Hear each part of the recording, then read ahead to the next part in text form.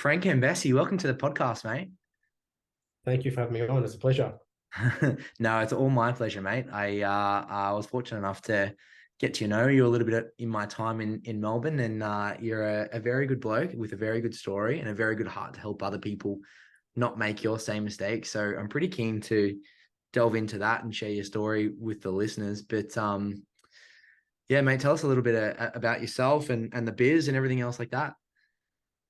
Yeah, so I'm co-partners with my business partner Adrian at a Fresh Start Advisory. So I've got advice agency service, helping people buy investment properties all over Australia. I think we've been trading now for about 3 years, so it's been a journey, a lot of ups and downs. Started, I guess, my journey by investing in property and making a lot of mistakes. So every mistake you can possibly make, from negative geared properties, purchase properties off the plan, purchased the property that fell 60 grand under market value when it came to the valuation. And yeah, purchased townhouses that haven't grown in value and actually gone backwards. So I've done it all. So yeah, it's been a journey, but it's been a good journey. That's one thing I really love about you and Adrian is you're so open. Like you will share your story and all your mistakes and everything. And even from a business perspective, like for the listeners who don't know about Fresh Start or either you or Adrian, Adrian does like a little Wednesday. I don't think he calls it Hump Day Wednesdays or something like that, but he's always just so it's like a little 5 minute video or whatever, but he's always so open about everything in terms of business and everything like that. So it's one thing that I really have like grown towards you guys and love about how open you are to everything. And I think you do a really good job of that. So yeah, keep it coming. But in terms of, you know, building a portfolio over the long term, I suppose through your journey, and we'll touch on your mistakes a little bit deeper a little bit later on that you were just mentioning there. But if you had a general sort of philosophy around building out a portfolio, what would it be? I think, look, people start off and they just pay for what they can afford and they look in their own backyard. And I think they buy townhouses or units or apartments, whatever it may be.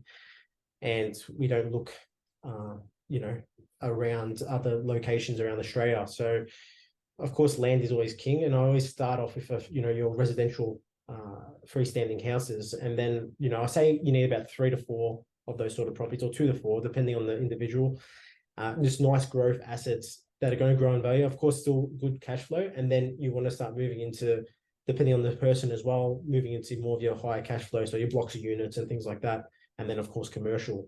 My goal is to try and help people build a portfolio, but not try and sell down anything and pay off some debt, to how to scale it in a nice, safe way, as low risk as possible. Of course, there's never no risk, but as well getting there and having a whole portfolio that is going to support your lifestyle from a cash flow perspective and a growth perspective. I love it. And I think it's so important. And I think, you know, obviously it's impacted your own journey, but especially with my journey as well, getting into those units and townhouses when you really don't know anything at the start. And generally it's like a price cap thing, right? Where, you know, you can only borrow a certain amount, which means if you want to buy in your backyard, you're kind of limited in terms of the stock that you can buy. And so you generally fall for that subpar or, you know, D or C grade assets and get into those just because you're stuck at a certain price point. So that's what I love about what you guys do is help open those horizons and sort of the bigger picture around what they can get for their money. So I think it's such a good point, and never have to sell is my number one.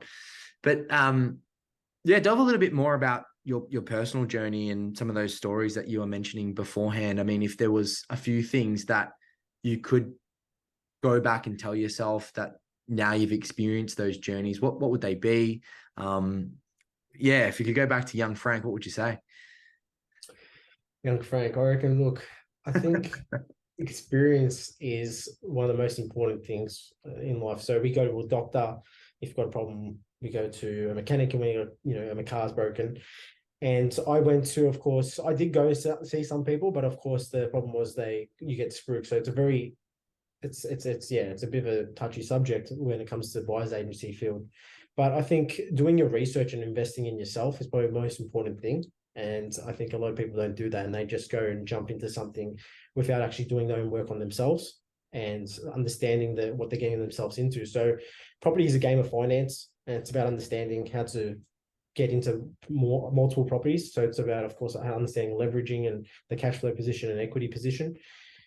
And I think I would tell myself just to focus more on educating myself. most importantly, and just doing the right education, looking at some of the best people in this field and understand about the research side of things and the finance, so you don't make mistakes. I think that will probably, I'll tell myself, I think, and not jumping in too fast and acting, trusting your gut as well.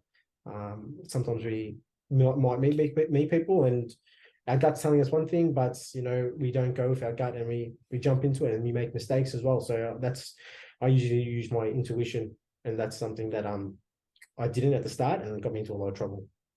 I love it, mate. That self-education piece is so important in all elements of life, especially, if you're investing in your most expensive asset, you want to be as educated as you can be. And tell us a little bit more about that, like getting sold into the spruiker thing. Was it like a run to the back of the room as fast as you can and sign up sort of situation, or was it like an online thing? I maybe you've told me this before, but I'd love to touch on it again. Yeah, so what happened was I was reading a lot of books and doing all that sort of things, and then I was going to seminars. So I went to this seminar in the city, and I was going to multiple, but I went to this one, and they're talking about off the plan properties, negative gearing. Well, not so much negative gearing, but how you can turn a property into a positive cash flow by using depreciation, low maintenance, yada yada. So I ended up signing up with this company. I won't say their names, and this guy kind of put me under his wing, and I kind of wanted to be involved with property. So I purchased the property off him. Now it was already established, but it was kind of a new property already, just got built. To secure that, then I purchased another one off the plan right away. And then I think it was about 8 or 9 months later, that property came under market value by $60,000. They were both negative geared new properties. And that's when, there was no phone call. There was no, sorry, Frank, I don't know what happened, nothing. And they just took my money. I lost it. I couldn't do anything, couldn't back out the deal. And my mum had to actually help me out with that one because I didn't have an extra 60 grand just lying around to go to the banks. And yeah, it's pretty much, you sign up and people run up and they sign up, and that's what happens, I guess. It happens all the time. And I see it all the time. And you just now, because you know what's going on. But unfortunately, they get the emotions going. People are jumping up and down. They're seeing other people run up to the back and they follow. And the thing is, if you're going to any of these things, if there's no value given and it's just all emotion and getting spruiked, then what value are they actually giving you? So that's what happens. And I was young, didn't know, uneducated, and I made the wrong decision.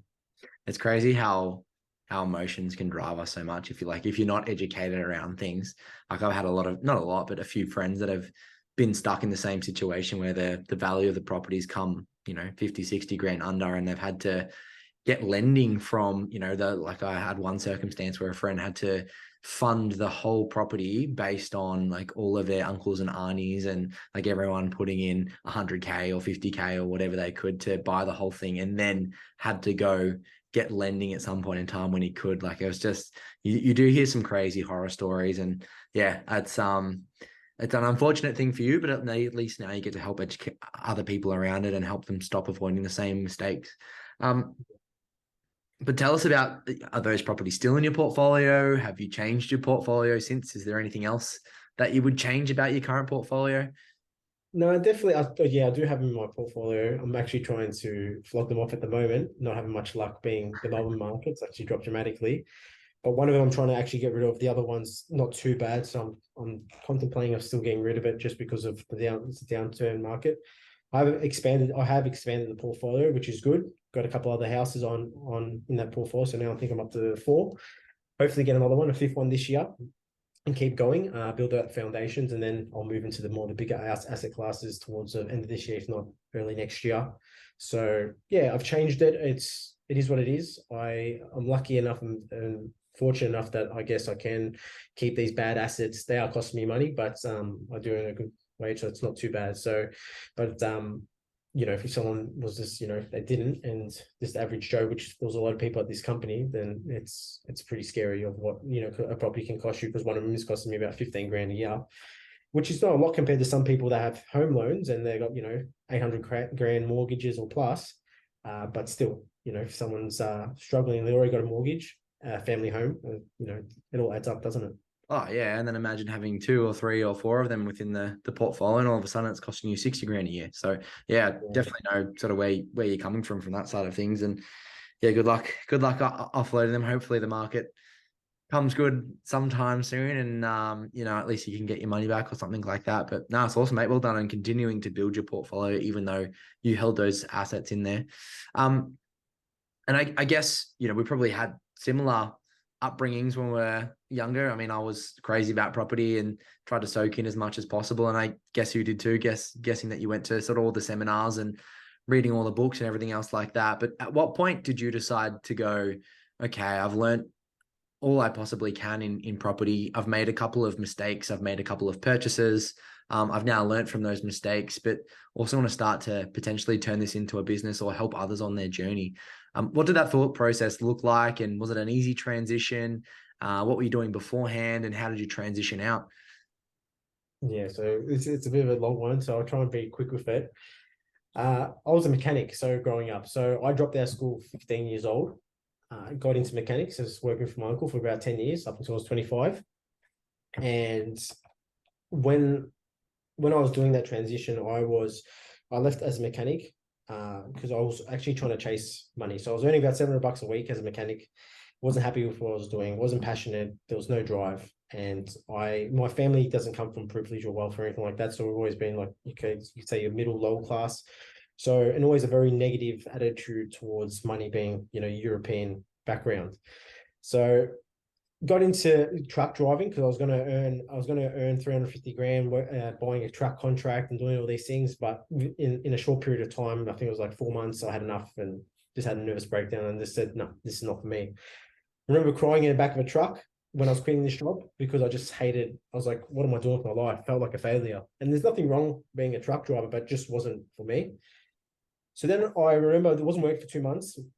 Started listening to podcasts and I remember listening to a guy kind of inspiration, David Goggins, and I read his book. And I actually had to teach myself how to read at 26 years old.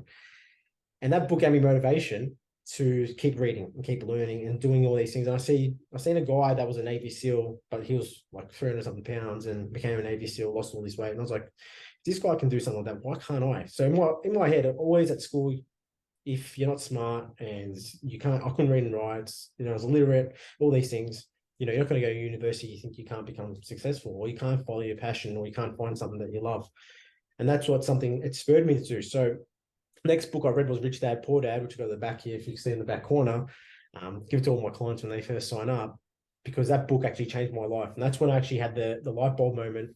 And that's that time the switch flicked on. And I was like, okay, well, let's explore this. So I started exploring it, started learning and going to the seminars and stuff like that. During that time, I became another mechanic, but for a diesel mechanic, got back into it. And then I said, you know what, let's get into property. And that's when I made all those mistakes. And after that, that's when I actually started investing heaps of time. So I was obsessed of understanding about property and researching and understanding about finance. So I was doing everything in my power. I spoke to some of the biggest names in the buyer's agency field, from Simon Presley, Ben Kingsley, Terry Ryder, and I was just understanding what these guys were doing. So I followed them, and like they say, success leaves clues. And I was just obsessed with understanding what these guys were doing. So during that time, Adrian bought the Ben Handler course, becoming the buyer's agent, and he goes, I want to do this course, going to help people buy property. And I was like, I already knew what a buyer's agent was and everything. And I was like, he goes, you want to join with me? Come on, let's do it. He goes, you're the only person that, is on the same path as me. Let's do it. And I took a chance. I said, you know what, let's do it. I wasn't happy with where I was going. And that's when I pulled the pin, quit my job. And we started this thing called Fresh Start Advisory at that time. So he had his part in the business of doing, marketing, sales, and sort of thing. And I had my part was the research, which I loved. And I just invested heavily in that. And then I guess I found my strength and my passion. At the time, I didn't understand. I didn't think it would be a passion. I didn't think I could do it, but it was a lot of work as well that just got me there as well. It wasn't like I just said, oh yeah, I'm going to be a buyer's agent, that's all good. I put a lot of hours. I had a lot of social anxiety. I had a lot of problems mentally, and I just focused on that and just worked on it. And I had so much pain that it just out exhausted the fear, because I was so scared. And I said, I can't keep doing what I'm doing, because I was mentally done. I was like, no, I'm not going back. I'm moving forward, changing my life. And if someone else can do it, why can't I? And that's the philosophy I use these days. And I say, I'm just going to keep doing it, because what's the worst that can happen?